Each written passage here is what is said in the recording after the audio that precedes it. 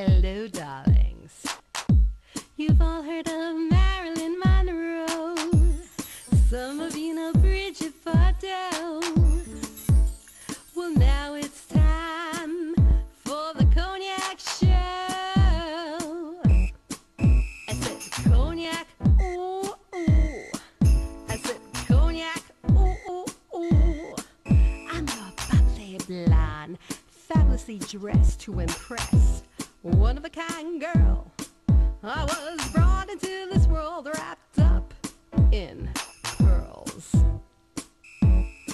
I love to mingle, though my husband reminds me I'm not single. I meet and greet both the famous and the elite. I ride in limousines, drinking the finest champagne, wearing furs, dazzling diamond jewelry. A girl can't complain. I live the upscale life, dining in the finest restaurants, eating the best caviar for free. And no matter how much I enjoy myself, they can't. Hello, darlings. Welcome back to Cognac's Corner. I'm Cognac Wellerlane, and we're here at Moomia Cocktail Lounge, located at 157 Lafayette Street. And I'm here with this gorgeous blonde, this beautiful blonde, April Brucker. Thank you, honey. Thank you. Oh my God, this is so thrilling to be here. So how are you, Cognac? I'm fabulous now that you're here. Well, I'm fabulous too. So tell me, April, how long have you been a comedian? I've been a comedian for a little bit over 3.5 years, but I think I've been funny all my life. Oh my gosh, I'm like digging your style. You know who you remind me of? You remind me of a mix, and I mean this flatteringly, of Mae West, Joan Crawford, and what's her name, Joan Rivers. I've been often compared to Joan Rivers. I could see that. And Mae West, believe it or not. Come up and see me sometime, any old time. Now, why do you love Mae West so much? What's so great about her? I mean, I love her too, obviously. You know what I love? She just didn't give a damn, you know? She was like, okay, this is what I look like, and I'm just gonna waltz around like this, and I don't give a damn. And that's what we're missing in today's world. Like, that's what sexy is. Sexy is, don't do what I think you're gonna do with that mic. But it's been a while since I've gotten some. May, I love what you're wearing. Tell my audience who the designer is of that fabulous ensemble that you're wearing. Well, it's got to be a straight guy because it's falling apart. But me and May, we're like the best of friends, even though we might not seem like it. Yeah, we are, because this like heroin addict rejected April, and you know what I did? Tell him what you did, May. I redesigned his MySpace page. So his parole officer saw it and said, oh, you must be doing drugs again because here are all these illicit pictures of you in this pocket. Yeah, that's right. I mean, she might cause trouble, but she'll help me out, you know? So May, tell them about your affair with, what's his name? Pinocchio. Oh, him. I'm waiting so hard to get splinters. So May, who's your publicist? And my publicist is... That's a good question. It's certainly not Walt Disney. Isn't it Mike Martinez? Oh, yeah, that's right. Yeah, Mike Martinez, yeah. You ask me all these hard questions. I know it's hard for us blondes. Sometimes we get overwhelmed with all the questions. Yes, we do, and I told her what to say, and she always screws it up. You know, I said, May, your publicist is Mike Martinez. Tell my audience some of the fabulous things that you've done in the past. Some of the fabulous things I've done in the past, I performed all over the country with this one and the rest of my puppets. I did a children's TV show, which was on in 36 states, 6 countries in the World Wide Web, called Storytime with April and Friends with my puppet Sweetie Pie. I've been off Broadway. I've, you know, done all the comedy clubs and acted in a bunch of independent films, and I've written a lot. So April, tell me, I understand that you are very involved with a lot of wonderful charities, a lot of wonderful causes.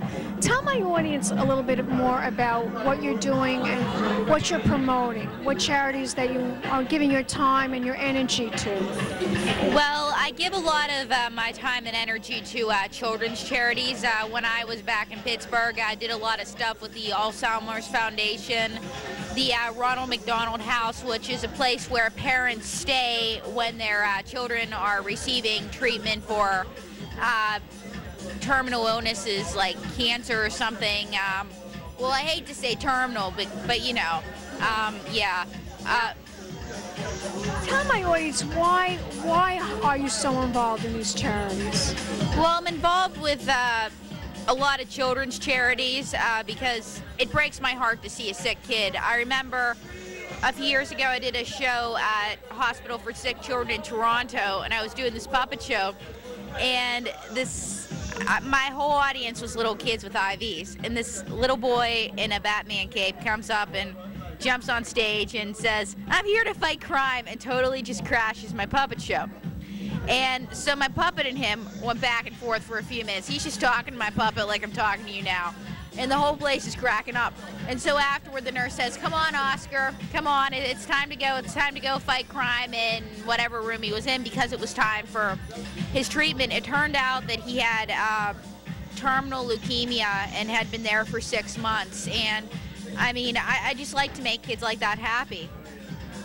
And it just broke my heart to see them so sick. And if anything, I want to help kids. You're a wonderful soul. You really are, darling. Thank you. You really are. But you've suffered from your own demons, too. I mean, you're a bulimia survivor, aren't you? Yeah, I'm an ex-bulimic, and those are some other benefit shows I do. As a matter of fact, eating disorders awareness. I also do HIV awareness events, as well as that, and I do suicide prevention. It's a story about that young girl that came to one of your shows. She was a bulimic victim.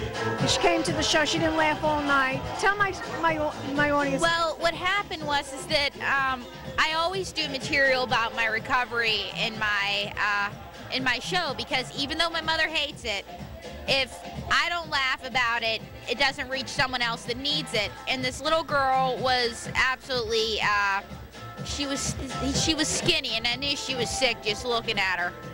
And me and May did a joke about eating disorders, and she didn't laugh all night. And then when we did this joke, she laughed so hard she almost fell out of her chair. And she came up to me, she said, "Listen, I just got out of," I forget the name of the treatment center, there are so many.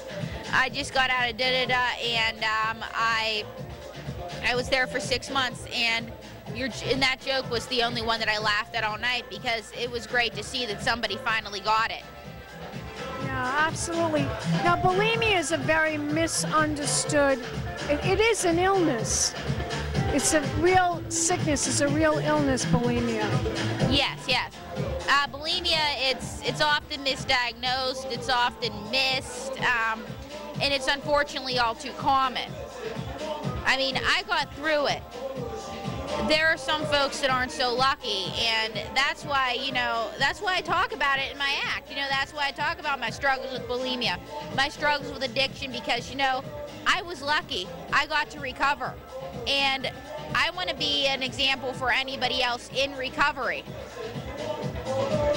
So many wonderful people have died from it, including Karen Carpenter. Now, she had anorexia, but did she have bulimia as well?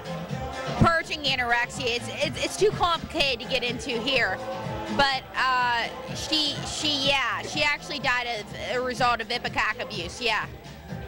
She was a beautiful star, really. I met her many years ago in Las Vegas, and even then she was battling and struggling to keep her weight down. She had told the audience that she had lost a whole lot of weight and that she was just going to go out and buy a whole new wardrobe. So I remember that. Yeah, and shortly thereafter she passed out at another concert, yeah. So sad. Tell my audience your website again to find out more information about you, yourself, and what you're doing. www.aprilbrucker.com and www.myspace.com/aprilbrucker. Gonna give me a kiss goodbye, darling. Keep watching. More celebrity interviews coming up, darlings. Pink champagne kisses.